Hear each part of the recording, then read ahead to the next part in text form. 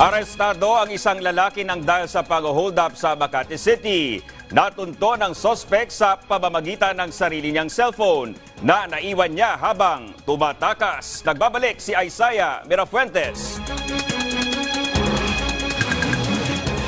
Sa pool sa CCTV ang pang-hold up sa isang lalaki habang nakaupo sa gilid ng kalsada sa Makati City.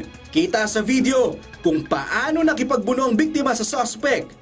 Ang hold-upper, nakasuot pa ng uniforme ng isang riding up. Saktong napadaan din ang isang nakamotor sa lugar na tinulungan ng biktima.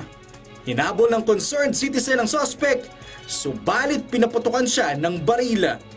Dahil sa sumempla ang motor ng suspect, nakita ang cellphone niya matapos itong malaglag. Sa pamamagitan nito, nalaman ng mga kaanak ng suspect at nakipagtulungan sila para sa ikadadakip nito. Agad namang naaresto ang suspect at ngayon nasa kamay na ng mga otoridad.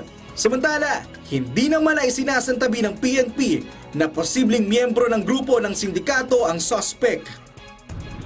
Yun ang hindi namin sinasantabi na maaaring may grupo sila na ginagawa modus ay nagsusuot sila ng uniforme ng mga legitimate na riding up para hindi sila masyadong punahin ng mga pulis sa mga checkpoint at sa mga oplansita.